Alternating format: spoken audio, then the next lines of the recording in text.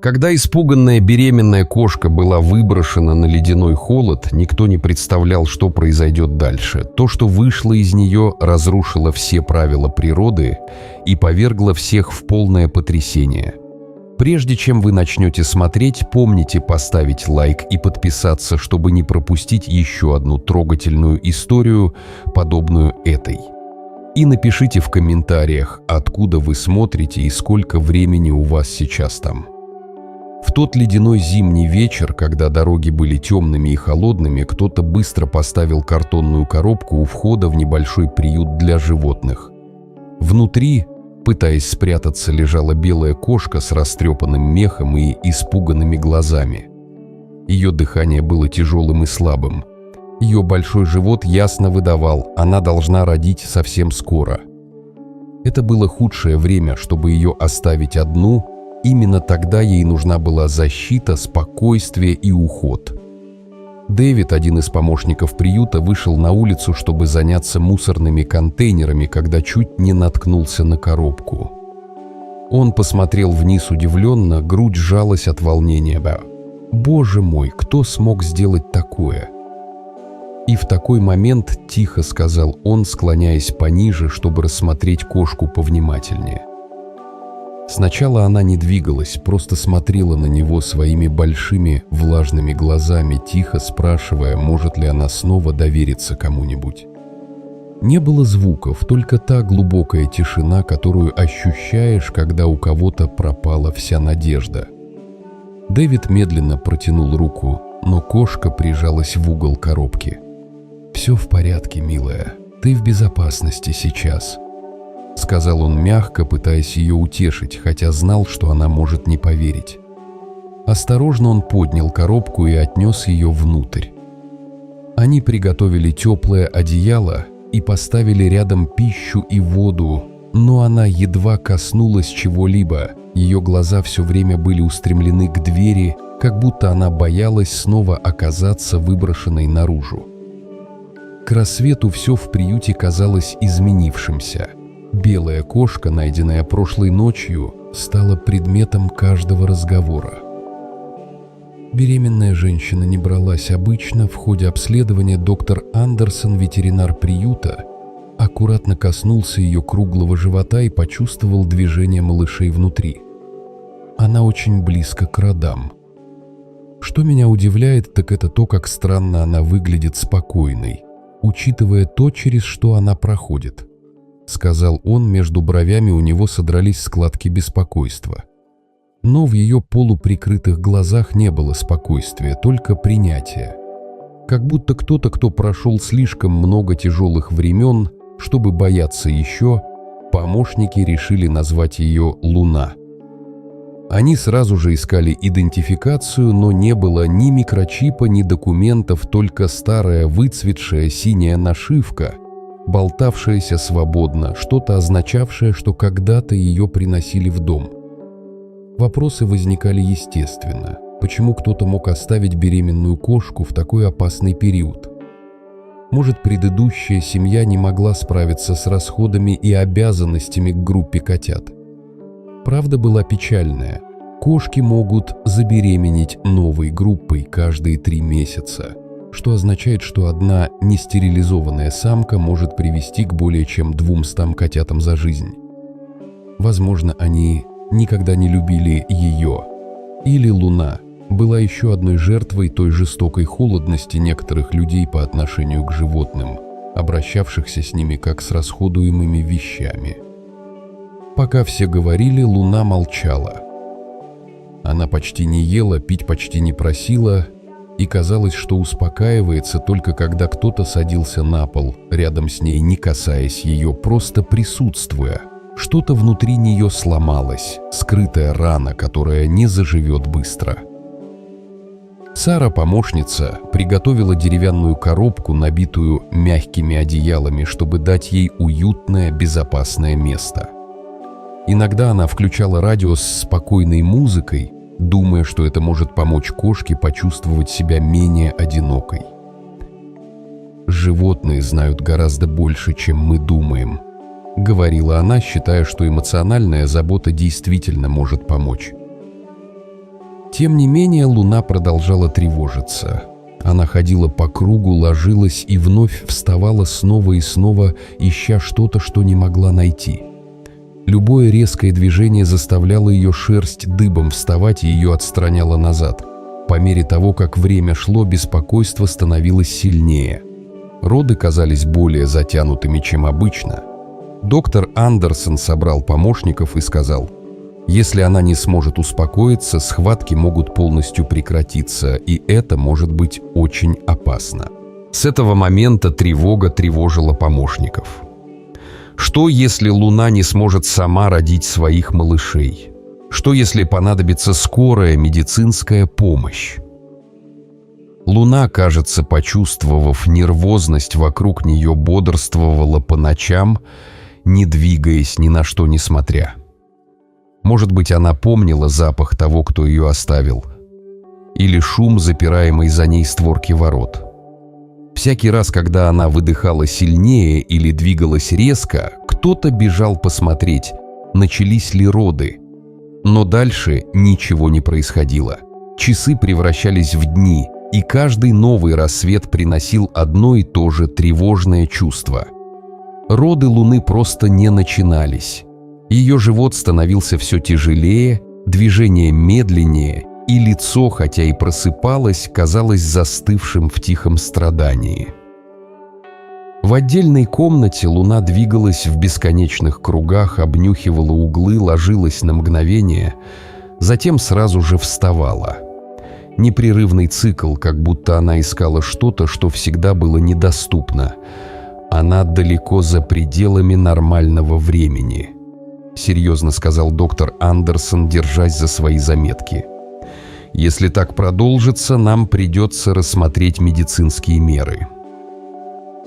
Похоже, что отсутствие доверия Луны действительно мешает родам, что травма после ухода как-то задержала ее естественное поведение. Затем, во время особенно леденящей ночи, Луна издавала новый звук. Она лежала на боку, борясь за дыхание. Сара тут же побежала к Андерсону. На протяжении 30 минут все думали, что котята уже наступают. Они принесли полотенце, прогрели комнату, приглушили свет. Но вдруг Луна поднялась, подошла к миске с водой и спокойно выпила, как будто ничего не произошло. Облегчение смешалось с разочарованием. Каждое ложное начало истощало помощников все сильнее. На 5-ю ночь наблюдений Сара осталась одна в комнате, слушая мягкое дыхание кошки. Все остальные ушли на ночь. В глазах Луны было что-то почти человеческое, как если бы она просила еще немного времени. Рука Сары дрожала, когда она протянула ее. «Во что ты все же ждешь, маленькая?» – прошептала Сара со слезами. «Что тебе нужно, чтобы почувствовать себя в безопасности?» Луна остановилась и переступила шаг вперед. Еще шаг. Она опустила голову и мягко приложила ее к вытянутой ладони Сары. Сара застыла, слезы катились по ее лицу. Луна закрыла глаза и, глубоко вздохнув, опустила голову полностью на руку Сары. Вес был таким легким, таким доверчивым, таким беззащитным.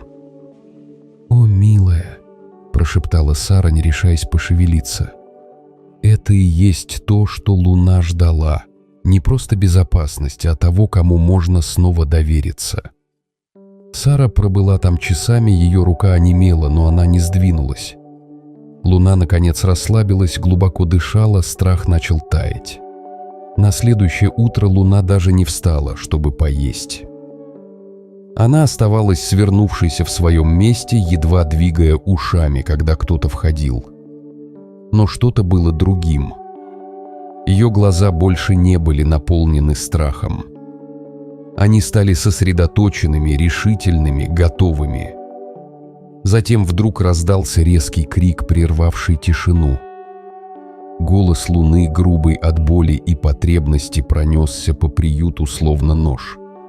Сердце Сары остановилось.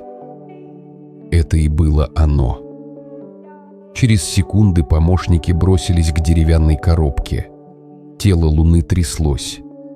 Сильные схватки прокатывались через нее волнами, и комната перестала дышать. Все застыли, ожидая. Время остановилось. Никто не смел пошевелиться, никто не смел дышать. Природа взяла верх. Жесткая и жестокая и невозможная для остановки. Руки Сары дрожали, когда она взяла полотенце и произнесла слова, которые Луна вряд ли могла знать. Слова, которые имели больше смысла, чтобы успокоить собственное бешеное сердце. Затем наступила тишина, и раздался маленький, отчаянный крик, почти слишком тихий, чтобы его было слышно, почти исчез. В мир вышло влажное, нежное тело. Котенок с очень светлым мехом, мягким, как лунный свет. Глаза крепко сомкнуты, уши прижаты к маленькой голове. Он весил не больше нескольких перьев. Влажная шубка новорожденного прилипла к костлявому телу.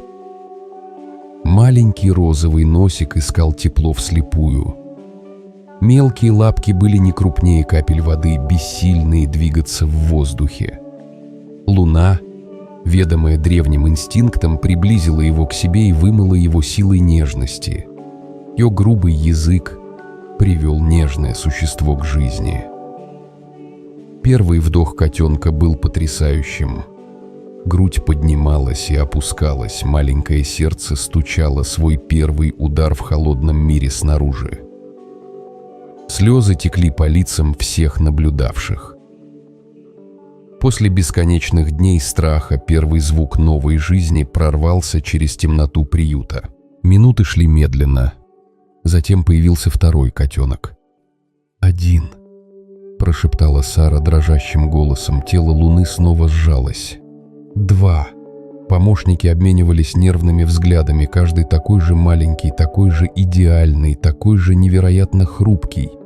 Некоторые тихо плакали, их голоса едва различимы, другие молчали, экономя каждую крупицу сил, чтобы оставаться в живых. Но Луна не останавливалась. Третий. Затем еще схватка. Четвертый. Глаза помощников широко раскрылись от шока. Это было ненормально. Пятый. Сара считала, ее голос был почти шепотом, руки тряслись без контроля. Когда шестой появился, Андерсон отступил назад, лицо бледнеет. «Это уже больше обычного», — прервано его голос. Но тело Луны напряглось снова. 6. Все считали вместе с ней, их голоса едва слышны. 7. Один за другим котята вышли, каждый. Бледная копия своей матери, как маленькие отраженные луны. 8. «Не может быть, Пру», — прошептал кто-то за ними. Время стало фрагментироваться, реальность изменилась. Луна двигалась вперед с яркой решимостью, заставляя жизнь появляться вопреки невозможным шансам. 9. Помощники, ранее не в силах пошевелиться, теперь не могли скрыть своего удивления. Каждый тонкий крик — это победа, вырванная из тьмы. Каждая крошечная форма не больше маленького куска мыла, мокрая и хрупкая, но уже сражающаяся за жизнь. 10. Когда прибыл 10-го котенок, все думали, что все кончено. Комната стала тихой, все ждали, но усталая, дрожа и едва бодрствующая Луна провела одну последнюю схватку. Ее тело еще раз выдавило. Еще одно крошечное тело выползло. 11. Сара выдохнула, едва способная говорить. Приют погрузился в полнейшую тишину. 11. Удивление, неспособность двигаться, неверие. 11. Повторил Андерсон, как будто произнесение вслух сделает это менее невозможным. Обычные группы бета. 3-5 котят. 11 почти невозможно, что-то сверх самой природы.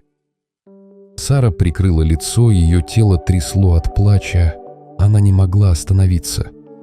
«Вы же не просто ожидали», — сказала она с трудом. «Вы защищали целую армию». Луна, тяжело дыша, устроилась среди своих котят, окружив их как живой круг света. Ее полуприкрытые глаза больше не показывали страха, лишь усталое облегчение и тихую стержневую силу. Оставшаяся кошка из темноты наполнила приют взрывом жизни. Затем доктор Андерсон приблизился к Луне.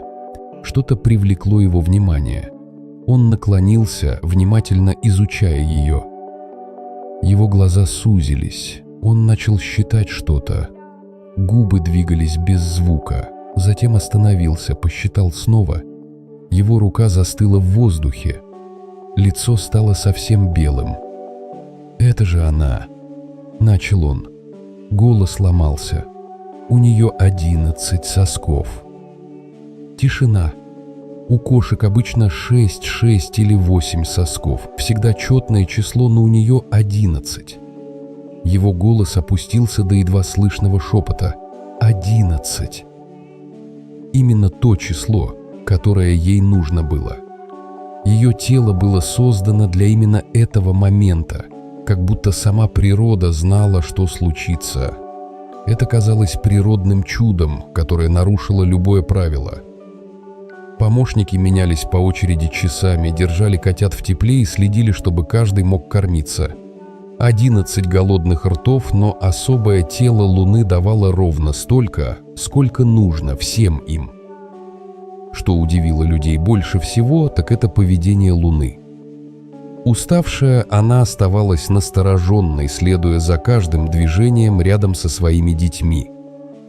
Ее взгляд больше не выражал сомнений, а только стойкую силу человека, который, наконец, нашел повод снова довериться.